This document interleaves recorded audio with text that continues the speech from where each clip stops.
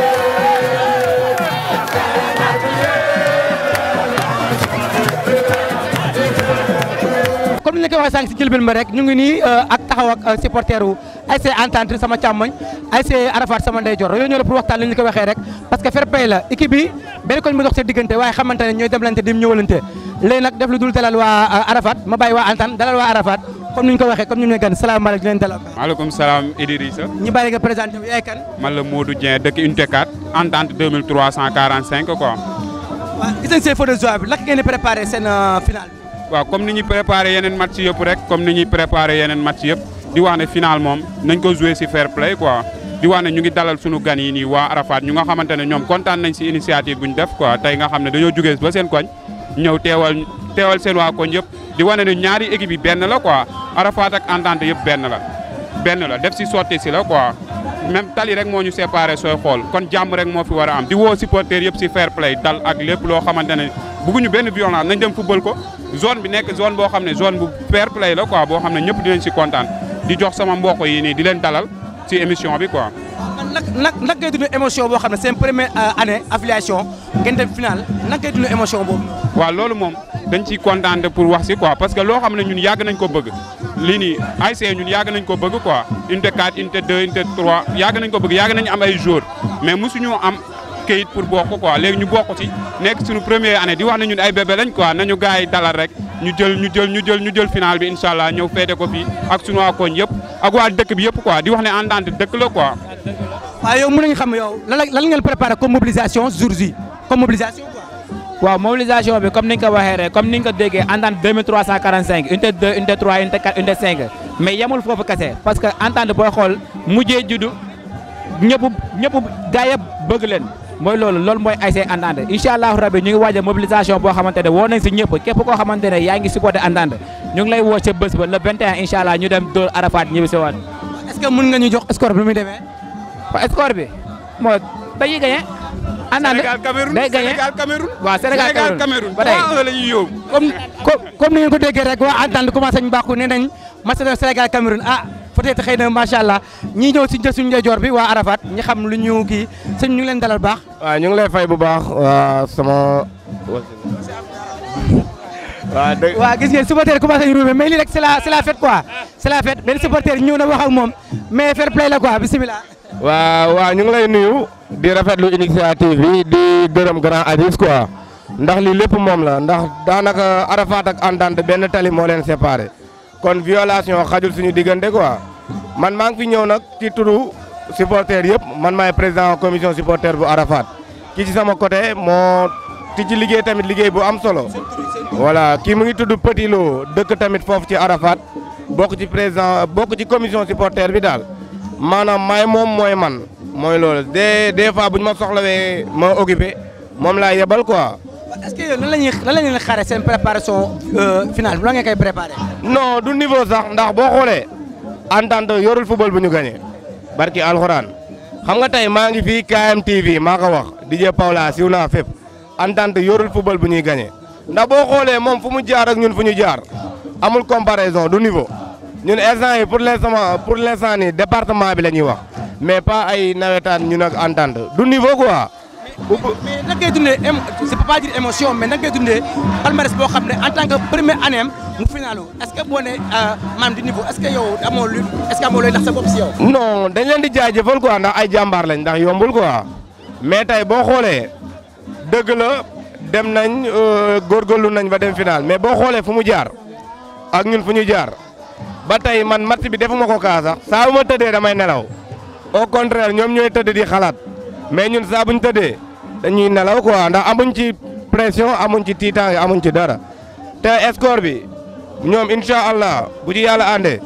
première mi-temps la ñuy tàgg ak ñoom. nee na première mi-temps lay tàgg ak waa Entente comme ni nga ko waxee rek supporter président supporter Arafat mais la may am beneen question bu ma posé vu que depuis 2004 ça fait presque 19 ans yoo xam ne atteindre leen fii nii émotion boobu na ngeen ko dundee 2004 ba léegi. waaw 2000 xale judd na fi ma football nawetaan affaire yooyu si gis. non 2004 sax ba léegi cela fait 19 ans quoi man voilà 20 ans à peu près ndax man boo xoolee ay souvenirs yu ndaw laa ci doon am. maa doon si gars boobu xale woon. voilà xale woon la mais xale yooyu léegi ñoo màgg jël lépp téye ko seen loxo ñu ànd ceeg suñuy grand yu sawar ku ci mel ne ñoom es ñoom Maawo ñoom Buur quoi mooy loolu ñoom nag ñoo nekk suñu ginnaaw quoi te ñun dañoo soxla Entente bu soxlee benn ñun soxla nañ fukkam te incha allah bu ci yàlla àndee lundi nañ leen invité ñu ñëw feete ko biir Arafat. ñu lay jaajëfal ko ñu bàyyi Ibou mu tontu question bu mu bëgg a ñëw Ibou si wàllu préparation mobilisation lan ngeen préparé. waaw ñoo ngi préparé Arafat moom moo ngi waajal lu bëri di leen wax ne Arafat ak Entente yëpp benn la violation moom jaru ko quoi mais tamit di leen wax ni mosoo gis final bu am score dimanche di ngeen gis final bu am score man sama wax nag du bëri ndaxte waa Arafat kenn xamee leen wax jëf lañ leen gën a xamee. est-ce que ñu ngi xaar Arafat feesal stade bi wala si côté mobilisation foofu laay wax. tigé yi bu teeloon génn avant match bi Entente du am tigé Arafat bu teeloon génn avant match bi Entente du laal tigé billaay xam naa ay mbala nga koy jàppee nag mais Arafat li ñu mobiliser Entente mobiliser nga ko xaaral ba nga ñëw suñu feu de joie di nga gis lépp. ma ne ko xam nga moom dafa ne billet bu génnoon xaw ma lan avant lan ma ne ko Entente dëgg la te Arafat koñ la koñ waaw. en plus sa waay dafa ne ñun ak ñoom du niveau quoi ñoom 2004 lañ gëj a jël coupe 2004 man sama joueur yi juddoo guñu 2004 joueur Entente yi juddoo guñu amul kenn ku si juddu kon ñun ay bébé lañ suñu première année dañ koy jël incha allah invité leen fii yéen ñëpp waa Arafat yëpp ngeen ñëw feete fii nii victoire bi di wax ne Entente dëkk la 4 unités la dëkk la Entente du koñ de dëkk la. gisee ni nga gisee déjà c'est la fête parce que réplique yi ñu ngi am partout ça montre que kon ñii am nañ promettre nañ ne maanaam final bi fête lay doon dafa mel ni am na lu mu si bëgg a yokk loo si bëgg a yokk yow. Entente ay jàmbaar lañ parce que lii nii maa ngi seetlu xayra benn équipe xayra moo ko mës a def ñëw tey jël final tey mais Entente ñëw na tey judd na tey dox na tey mais du màgg tey de dañ koy dagg de Arafat da ngay dagg de billaay dañoo soxla. waaw léegi may bàyyi ku nekk wax seen dernier mot si affaire violence bi xam ngeen lu mu demee violence bi plutôt xam nga lu mu demee Sénégal parce que déjà am na final bu amoon zone 5 bële violence bi fa am doy na waar goo xam ne lan ngeen est-ce que yéen en réalité pare ngeen en tant que président supporter pare ngeen pour cadrer seen booy ba débordement du am est-ce que waxtaan ngeen ci. waaw waxtaan nañ ci bu baax a baax ndax boo xoolee moom moo waral lii quoi ñun ñu ñëw après ñoom ñu ñëw quoi ndax tey boo xoolee final benn takkusaan la xam nga tey takkusaan boo xamante ne benn la après ñun ñëppay toogaat te man mii di wax ni fii am nañ ci école benn école Gustave Flaubert même bu dul dara sax fausse ko bi jot a am ak yooyu yëpp ñun ñoo koy couvrir quoi yaakaar naa ne benn takkusaan rek jarul ñuy ñaawoo suñu diggante te violence moom yaakaar naa ne na jóge ci Arafat quoi. Arafat wax na ñu bàyyi waa Entente wax nga ñëw moom bi la ngeen ñu mën a garanti jour boobu noonu si kii ba si. waaw comme ni ma ko waxee samay njëlbeen rek Entente ak Arafat c'est la même chose quoi même koñ la ce sont des gens civilisés kenn du def loo xamante ne lu yàq bës la te ñaari équipe yëpp yaakaar naa ku si nekk final nga bëgg a gagner quoi kon supporters yi bu ñuy dem nañ dem si calme ñun ñëpp nañ dem si calme dem si yar dem si teggin dem gagner suñ demee gagner ku nekk nga supporter sa équipe ku nekk supporter sa équipe léegi que le meilleur gagne te le meilleur c'est Entente ñun ñëpp xam nañ ko quoi. parce que yoon bi ñoo ko bokk yoon bi benn la ñoo bokk benn yoon bu ñuy jaar pour dem stade ñoo bokk benn yoon bu ñu jógee stade pour ñibbisi kon nañ ko jouer si fair play muy supporter képp kuy supporter muy supporter Entente muy supporter Arafat ñu ngi lay ñaan ngeen bañ a woote violence bañ a woote dara ñu ñëw def ko si fair play xam ne c'est le football qui gagne c'est Keur Massar qui gagne c'est ok merci ñu ngi jaajëfal bu baax du ñàkk léegi ñu dugg léegi si ambiance bi dugg si biir wan leen ambiance yi jël si fi quelques joueurs quelques supporters incha allah bu ne fii KMTV.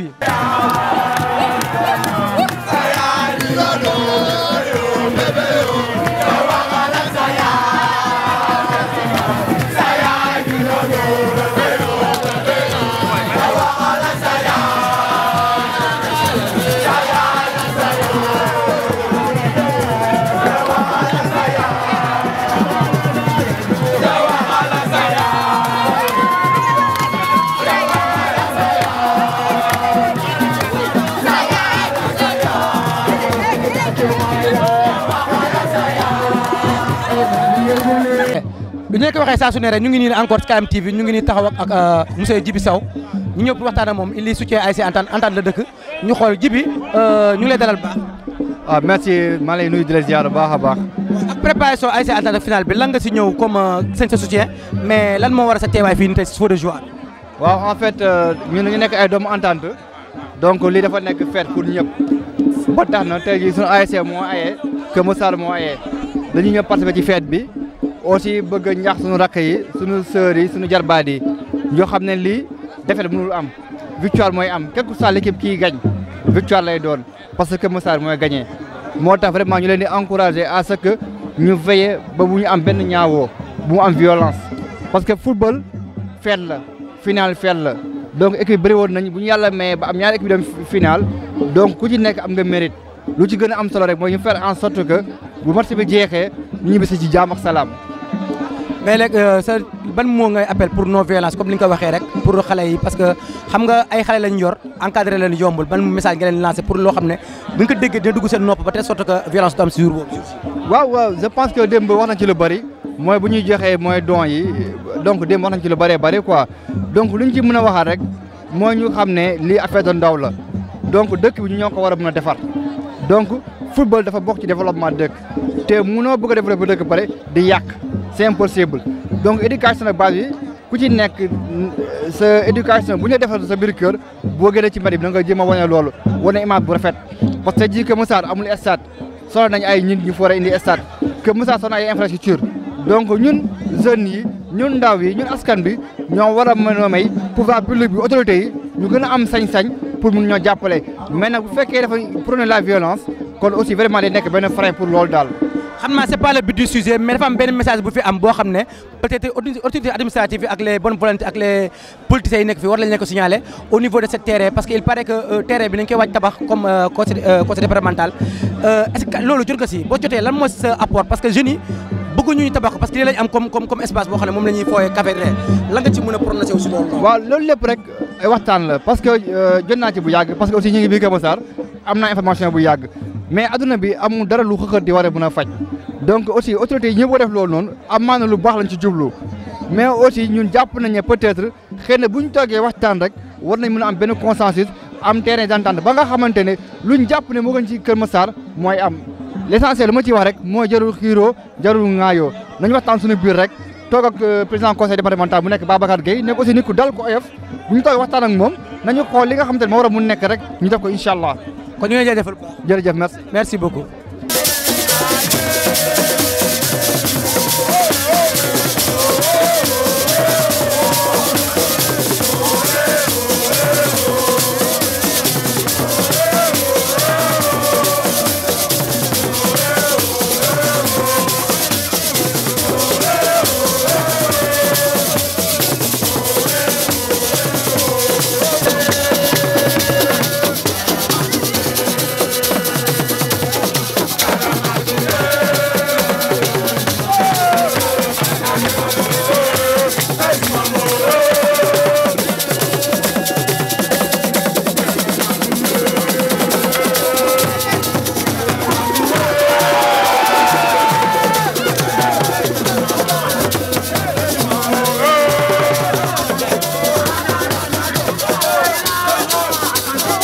champion bu Kër Massar bi muy Baba 2 ki bokk équipe mbooloo Kër Massar mbooloo waaye tamit nekk supporter ASC Entente bokk sécurité ASC Entente xëy na moom il est bon placé pour waxtaan ñu ça fait sécurité ak dispositif yu ñu jël Baba ñu ngi lay dalal baax. waaw ñu ngi lay fay di la gërëm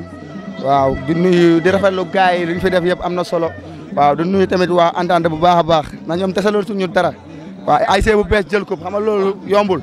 waaw ñu ngi lay sant bu baax. mais Baba dafa mel ni nga commencé nga ne ASC bees jël coupe mais yow football go final bi. non dañ koy jël damaa gëm dañ koy gëm waaye buñ ko gëmuloon duñ def lii waaw kon dañ koy. lan lañ mën a xam si préparation bi la ngeen ko préparé ak la ngeen waaj. waaw koñ bi yëpp ñu ngi taaxirlu di soo booy mafia bi ñoom fii ñoom Pape waaw koñ bi yëpp ñu ngi ciy taxaw Arafat nañ xaar rek da leen di faat jéggi leen dem amul leneen wóor na yàlla ñoo fa am de wallaahi waaw di ñaan nag gars yi ñu jël ay kaar yi mat waaw lu toll ak 20 kaar ba 25 kaar nañ yóbbu gars yi rek fair play waaw affaire bi loolu la xeexuñu xulóowuñu coupe bi rek lañ soxla waaw dox ak moom ba fii. comme yow yaa ngi si wàllu sécurité ASC Entente lan ngeen ñu mën a teg suñu loxo loo xam ne ba violence du am au niveau stade lan ngeen encadré ba est-ce que jël ngeen dispositif yooyu. waaw ñun moom ku ñu xam moom xam ne ñun moom saa ñu fubalee dañuy day la booy dox ak sóori ñëw ñun kenn xamuñ si coow waaw loolu la amul leneen. est-ce que am na dispositif ngeen jël pour préparer ba violence du am. non loolu du am bu soobee yàlla ñoom Jibi Ndarang fi ñoom Joolang fi gars yi ba ngi fi bu soobee yàlla ndam li ñoo ko moom te bu soobee yàlla dinañ ko andi ah gars yi wala amul xalaat waaw loolu kese la ba salaam. léegi yow ban score nga ma mën a jox si match bi jour non match bi bu soobee yàlla dinañ gagné waaw score lañ bëgg nag ndax Arafat bëgg nañ ko yenn 3 ba 5 ba 10 sax baax na nañ gagné rek bu soobee yàlla. merci jaajëf ñu ngi lay jaajëfal bu baax ñu ngi koy jaajëfal bu baax Ada.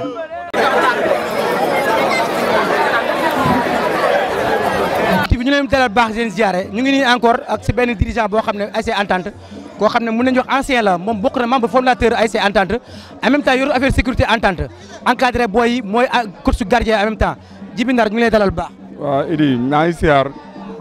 di ñaanal ñëpp jàmm quoi di ñaan sama kàddu fekk ñëpp ci jàmm xam nga di nuyu ñëpp tamit aussi quoi Entente yëpp quoi maa ngi nuyu ñëpp journaliste yi aussi maa ngi leen di siyaar bu baax a baax ak yow tamit aussi yow mi nga xam ne yow yaa doon tey journaliste bi tey aussi Idi bu gàtt ak bismillah maa lay déglu. waaw comme ne Jibi Ndar naka ngay dundee fête bi en tant que première année affiliation ASC Entente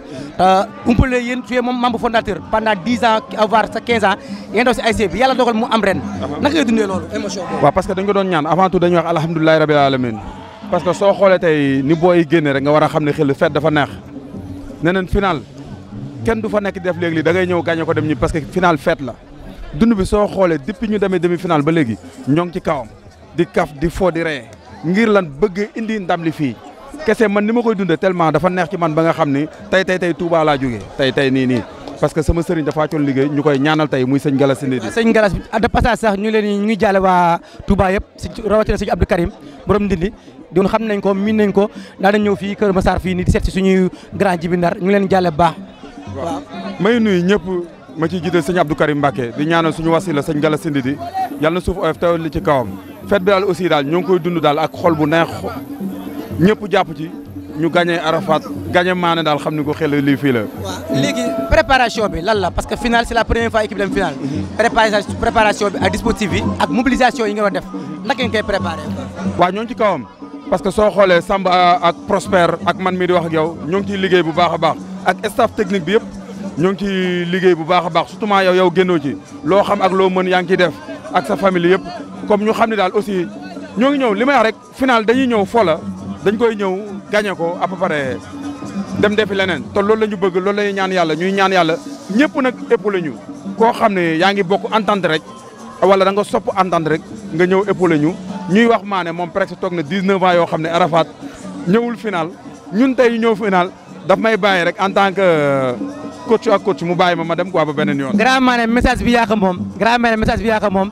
après 19 ans 2004 ba léegi nga di kii Jibi Ndar ne nga mbéy ko rek après mu def la léegi dernier mot mooy côté violence bi parce que ñëpp xam nañ Sénégal fii